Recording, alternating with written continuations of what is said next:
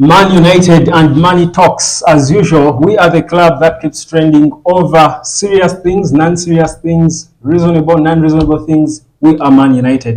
And here we are again, trending because of Kobbie. KK. Yeah. What's up, man?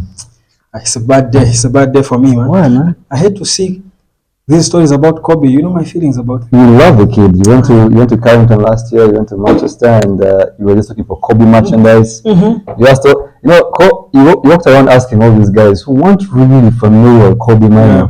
What are you talking about? Yeah. But I got postcodes. I want Kobbie Mainoo. I'll find him. So no Kobbie, no money. And again, just like that time when you're looking for Kobbie merchandise. Yeah. Even right now, he's still trying to be seen. Yeah. And now it's the money thing.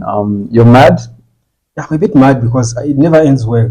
It can't end well. Well, it depends on who around the club. I mean, we've seen these money battles before with Wayne Rooney, Rio Ferdinand, and sometimes the fans boo you when they know that you're. At the end of the day, and we've seen this in sports, man. I've seen this in the NBA. This is a business. Yeah. You have to protect yourself. Yeah. Or you wake up one day and you're at Real Betis on loan. Yeah. Or you're at Aston Villa on loan. At the end of the day, if this was a winning team, say for instance, imagine Kobbie is in where Darren Fletcher was in 2005. This guy trying to break into the first team. He's really trying to get in. The team is really complete. And they're a winning team. They're a proper Champions League top 3 team. You wouldn't blame him. I mean, you'd actually blame him then because, listen, you're trying to balance the books. But right now, they're a crappy team.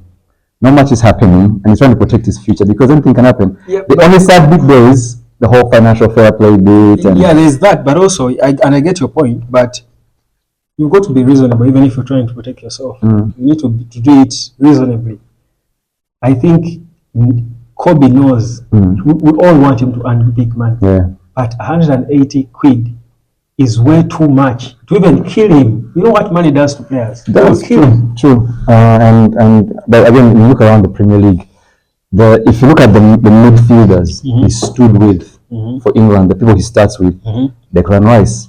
How much is Declan on? Rice is 240. 240. Jude Bellingham is probably getting 300 or something. So you look around. So you could think this at Manchester United, just things are tough. But then he looks at, when I'm almost a starter for England now, my fellow guys are in that bracket. But Lamine Yamal, who is also in his bracket, is earning 32,000 euros. He is still a teenager, right? Yeah. Has he made 18 yet? He's 17, right? Turning 18. I think he's almost 1 year older, really. I think Lamar is basically... I think has played fewer games than Oh, definitely. Lamar is a killer. He's a killer. But then you ask yourself, once Lamar signs his first mature contract, how much because people like Daniel Olmo at 180,000, and 195 actually. So it's one of those things where we can't be too quick to judge what Kobbie's think, because again, they have agents who help them think through this. But also you look back and think, well, I think he looks around and says, but I'm better than that guy. But I'm playing more football than this guy. I'm playing for England in the finals of this. I'm not even the worst player for England. Why am I getting this kind of money? You just have to look at Marcus Rashford, the guy who wasn't hardly starting for Manchester United this season because of form and everything. Kobbie is a sure starter. Marcus is what, 300,000, 400,000? Garnacho has played more games than Kobbie. How much is Garnacho earning? Less than 80,000. It's 80,000, yeah. I hear you. So it is, I get your point, but he's overrating himself. My point is he's comparing himself to Jude Bellingham, Bukayo Saka, Rice. He should compare himself to Lamine Yamal, a bit of Garnacho. Even Garnacho is ahead of Kobbie, way ahead of Kobbie. That's a development. Exactly. Okay. So that's the whole point for me. But anyway, I mean, again, if to play it back, I think right now, where we are mixed on Kobbie is the fact that he has really disappointed this season. He has not taken the leap we thought he'd make.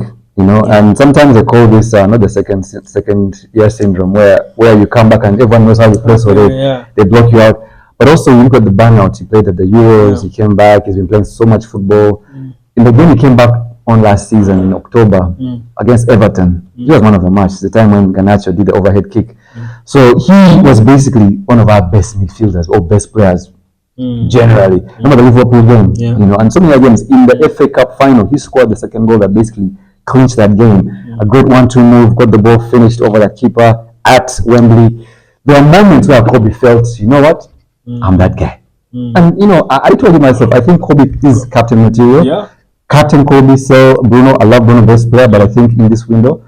So I think when you go with that mindset, yes, but the issue is, I think what that's bugging you and I is this season, it didn't do this, it kind of did this.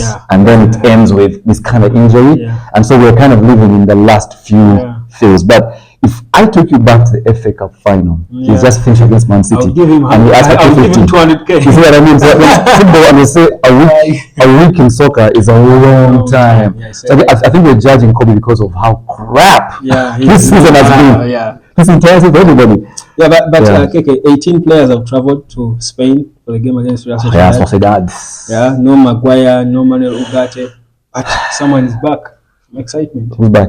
Kobbie Korea. How much is he earning? 5K? I think. Transport refund. Now, how Kobbie Korea ends this season will let us know what they're thinking about Kobbie going forward. Do we sell? Do we keep? Do we improve? And right now, when you had Amorim thinking, I could sell Kobbie, I could sell Garnacho because I need to create space. Right now, we're thinking, but also, many of these guys are trying to get big contracts because they fear to be sold. So when you do sell me, I need to go to the other club with that kind of money on my books. You see, or you fail to sell me, and be stuck like how we were stuck with Harry Maguire. Anyway, guys, prediction, KK. Your prediction of the game tomorrow?